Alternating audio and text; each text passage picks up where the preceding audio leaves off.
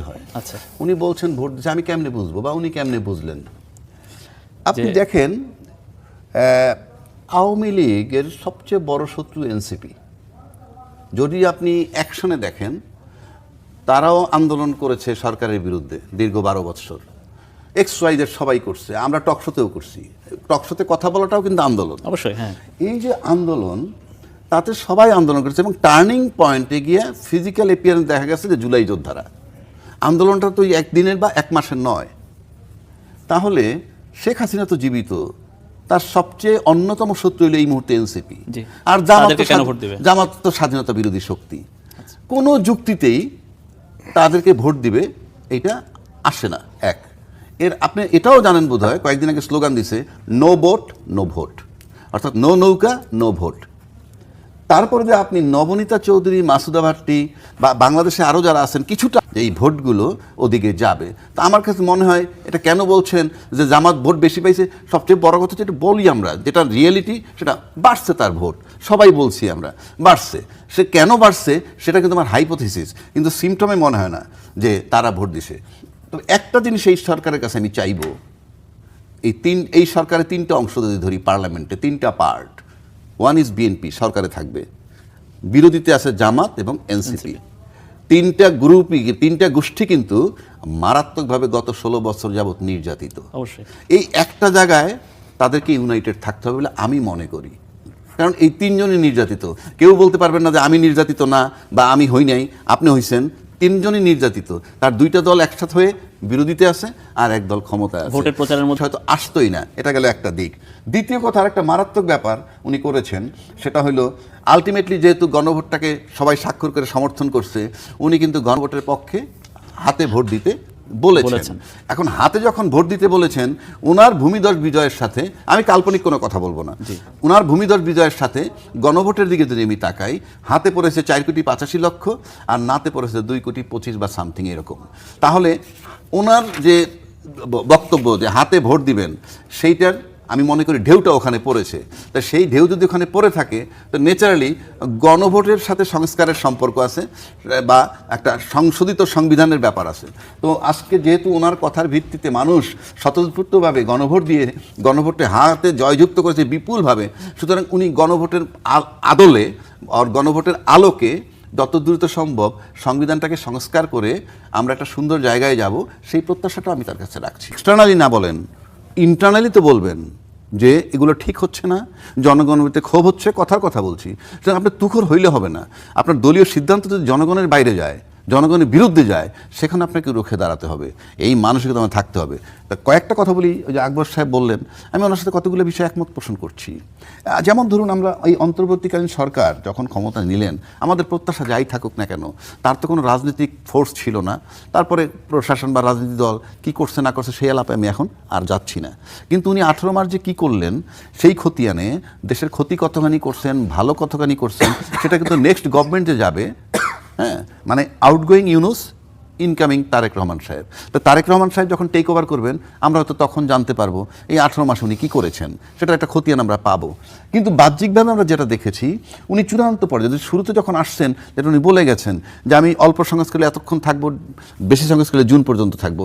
Finally যখন ফেব্রুয়ারিতে উনি নির্বাচন দিয়েছেন, ডিটারমিনেশন, কোনো চেঞ্জ হয় নাই তার কথায়। এক দুই, উনি যে প্রতিশ্রুত নির্বাচন যেটা বলেছিলেন, একটা সুন্দর নির্বাচন দিয়ে যাবেন, এবং সুন্দর নির্বাচন কিন্তু হয়েছে। অর্থাৎ কেউ ইঞ্জিনিয়ারিং কথা বলে, সেটা আরেকটা বিতর্ক, আমি সেখানে যাচ্ছি না। আমি বাহ্যিকভাবে মানুষ ভোট দিছে, ভোট দেখছি, কোথাও কোনো বিশৃঙ্খলা হয় নাই, আর যা টুকটাক হয়েছে এটা সবসময় হয়। কিন্তু ভোটের পরবর্তী দিন কিন্তু আমরা অনেক বিচ্ছিন্ন ঘটনার খবর পেয়েছি। তো ভেরি পার্টিকুলার ডে হয়তো ইউনুস সাহেব সবাই কোঅপারেট করছে এই কারণে, কারণ আমাদের রাজনৈতিক দল এবং প্রশাসন চেয়েছিল ইউনুস সাহেব চলে যাক, সেই কারণে সুন্দর হয়েছে।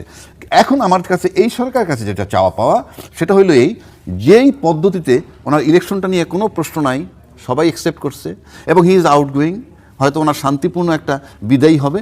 আমরা পরবর্তী সরকার, যাতে এই সরকার যখন আবার পাওয়ার হ্যান্ডওভার করতে যাবেন, নির্বাচন আসবে, ঠিক একইভাবে যাতে দিতে পারেন, তা নাহলে কিন্তু আমরা গণতন্ত্রে পিছিয়ে যাব, আবার নিন্দিত হব।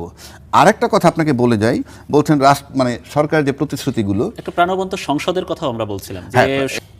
ধরুন বিএনপি 213টা সিট পেয়েছে, বিএনপি 213 সিট পেয়েছে, এটা কিন্তু খুব আশ্চর্যজনক কিছু আমার কাছে না। এই কারণে, কারণ বিএনপি তো বড় দল, আগেও ক্ষমতায় ছিল, আমি এই চ্যাপ্টারটা একেবারে অফ রাখলাম। কিন্তু অন্যদিকে যদি আসি, জামাত 68টা সিট পেয়েছে। ধরেন জামাতের জীবনে এককভাবে 3টা সিট পেয়েছে হাইয়েস্ট, না 18টা পেয়েছে, না সেটা ছিল জোটে, সেটা বিএনপির সাথে জোটে, আমি সেটাই বলছি 3টা। আরেকবার পেয়েছে বিএনপির সাথে 14টা, আরেকবার পেয়েছে 18টা। সেক্ষেত্রে এই 3টার সাথে যদি আপনি কম্পেয়ার করেন, প্রায় 22 গুণেরও বেশি, মানে 68টা সিট 3/22 কত হয়? এবারে কিন্তু 10 দলীয় জোট করে কিন্তু পাইছে এটা। না সেখানে তো এনসিপির সিটটা আলাদা, আমি বলছি যে পাইছে, এটা তাতে খুশি, সে খুশি, আমি সবাই খুশি, সে ব্যাখ্যাটা দিচ্ছে সেই হিসেবে। সবচেয়ে ইন্টারেস্টিং ব্যাপার, আদার যারা অন্যান্য একটা সিট, ওইটা বাদ দিলাম, আওয়ামী লীগ খুশি। আচ্ছা আওয়ামী লীগ খুশি কেন বলেন? আওয়ামী লীগ দেখতেছে তার বিরোধী শক্তিকে এনসিপি আর জামাত, এরা সরকার আসতে পারে নাই, যেটা একটা ভয় তারা পাইছিল। আমরা ইতিমধ্যে অন্যান্য চ্যানেলে, ইভেন ওভারসিজ বাইরের যে একটা চ্যানেলে বা বাইরের অনেক ব্যক্তির কথা আমরা শুনেছি, তার থেকে সেক্ষেত্রে আওয়ামী লীগও খুশি। এবং এই যে সব একটা নির্বাচন নিয়ে আমরা যত কথাই বলি, সবাই খুশি হওয়াটা, এটা কিন্তু একটা তাৎপর্যপূর্ণ ইলেকশন ওই হিসাবে। পাশাপাশি আজকে আমার কাছে আরও কতগুলো জিনিস মনে হইতেছে। আজকে তারেক রহমান সাহেব খুব ভালো কয়েকটা কথা বলেছেন, আমি যেহেতু সোশ্যাল মিডিয়ায় দেখছি। তাকে খালেদ মহিউদ্দিন একটা প্রশ্ন করছিল ইঞ্জিনিয়ারিং নিয়ে, ইলেকশন ইঞ্জিনিয়ারিং নিয়ে। তো আমি একটু কান পাইতে রয়েছি যে কি বলে, যে আমি অভয় দিলে বলি যে আপনি তো আপনারা নাকি নির্বাচন ইঞ্জিনিয়ারিং করেছেন। তো তারেক রহমান সাহেব হ্যাঁ আমরা ইঞ্জিনিয়ারিং করেছি। করার পরে কি রকম ইঞ্জিনিয়ারিং বলতেছে, আমরা যে জনগণকে মোটিভেটেড করে আমরা বুঝিয়ে আমাদের এই মানে কি বলে ভূমিদশ বিজয় বলতে যা বোঝায় সেটা আনতে পারার জন্য যে ইঞ্জিনিয়ারিং, সেটা আমরা করেছি।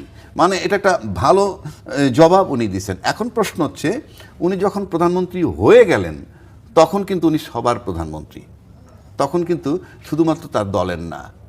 আর প্লাস অনেকগুলো বিষয় আমাদের জানার ইচ্ছা ছিল, যেগুলো মোটামুটি উনি ক্লিয়ার করছেন। পররাষ্ট্রনীতি, অর্থনীতি, শিক্ষানীতি, আইন শৃঙ্খলা পরিস্থিতি, এসব বিষয় নিয়ে খোলামেলা আলাপ করছেন। পাশাপাশি উনি নিজেই একটা চ্যালেঞ্জের কথা বলেছেন যে ওনার নির্বাচনী ইশতেহারে যে প্রতিশ্রুতি দিয়েছেন, সেই প্রতিশ্রুতি রক্ষা করা তত নষ্ট হবে, তথা দেশের জন্য এটা ক্ষতিকর। সেক্ষেত্রে আমার কাছে একটা জিনিস মনে হইতেছে, ট্রেজারি বেঞ্চ মানে সরকার এবং বিরোধী দল, এদের ভিতরে একটা সৌহার্দ্যপূর্ণ সম্পর্ক থাকুক, সেটা আমরা প্রত্যাশা করি, নাম্বার 1। নাম্বার 2, আপাতত সবাই ফলাফলটাকে সুন্দরভাবে মেনে নিছে, সুতরাং একটা সৌহার্দ্যপূর্ণ সম্পর্ক।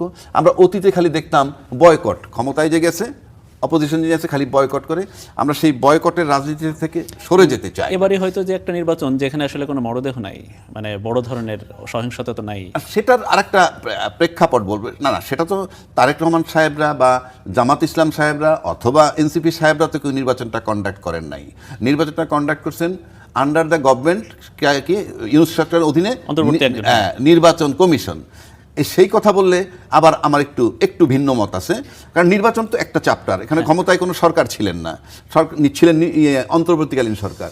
তো সেখানে নির্বাচনটা যেদিন হইল, পার্টিকুলার দ্যাট ভেরি ডে আমি দীর্ঘ 18 মাসে দেখলাম প্রশাসনিক একদিনই তার পারফরমেন্স আমি দেখেছি, যে অসাধারণ পারফরমেন্স। এবং এই পারফরমেন্সটা আমার কাছে মনে হয় প্রশাসন নিজে ইসির সাথে আলাপ করে, কারণ ইসি তো মেইন এখানে, ইসির সাথে আলাপ করে প্রশাসনরা ইউনাইটেড হয়েছে যে আমরা এইটা একটা সুন্দর নির্বাচন, যাতে ভোট দেয়া নেওয়ার ক্ষেত্রে। আমার ভাই বলছেন আওয়ামী লীগ খুশি হয়েছে না বেজার হয়েছে? না ওই অর্থে না, আমি বিরোধী দল, না আমি যেহেতু ক্ষমতায় যায় না। একটু শোনেন একটু, তারপরে আরো ভালো লাগবে আপনার, আপনি নিজেও খুশি হবেন। মাথায় রাখতে হবে যে আওয়ামী লীগ একটা দেশের অন্যতম বৃহৎ দল। 18 বছরে যেন তেনভাবে তারা ক্ষমতার মেয়াদকে দীর্ঘায়িত করে ক্ষমতায় থাকার চেষ্টা করেছে, পরিণতিতে দেশ থেকে পালিয়ে যেতে বাধ্য হয়েছে। এই ভোটাররা 60% ভোট দিয়েছে। ইতিহাস বলছে জামাতের ভোট 7 থেকে 12-র মধ্যে বা 13-র মধ্যে, বিএনপির ভোট 40-এর নিচে। তাহলে এই 13% আর 40% যদি আমি যোগ করি বা 43% যোগ করি, কত হয়? 60 তো হয় না। তাহলে রেস্ট অফ দ্য ভোট কারা দিল? আওয়ামী লীগ দিয়েছে। যদি আওয়ামী লীগের মার কাটা থাকতো ওখানে, তাহলে কি জামাত এত ভোট পাইতো বলে মনে করেন আপনি? বিএনপির ভোট ইনট্যাক্ট আছে, 43, 44, 45 আছে।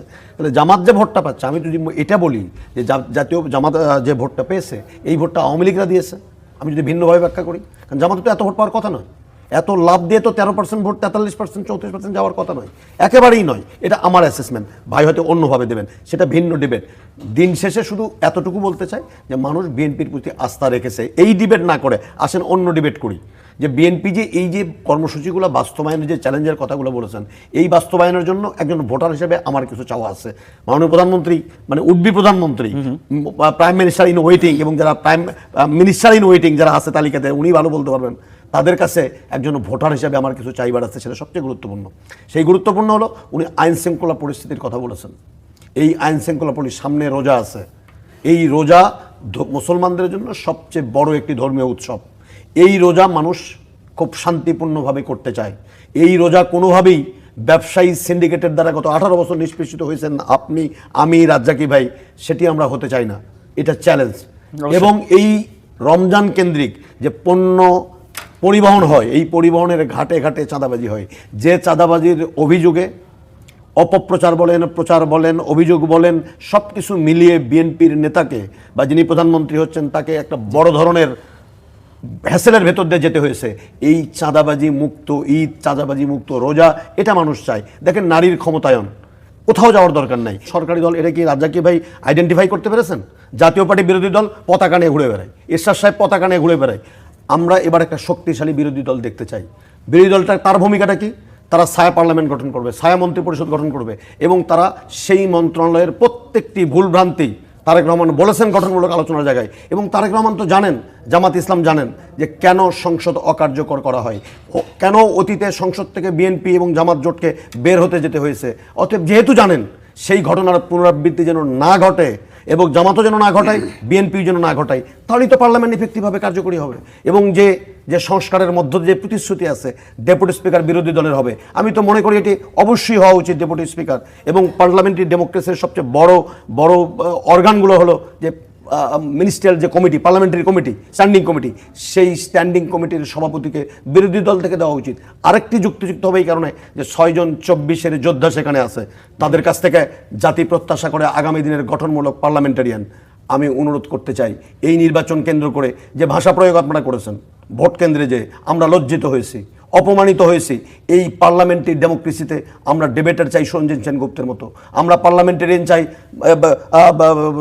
বরেণ্য যে সমস্ত তোফায়েল আহমেদের মতো পার্লামেন্টারিয়ান চাই, আমরা আরও যে সমস্ত পার্লামেন্টারিয়ান ছিলেন তাদের মতো পার্লামেন্টারিয়ান চাই।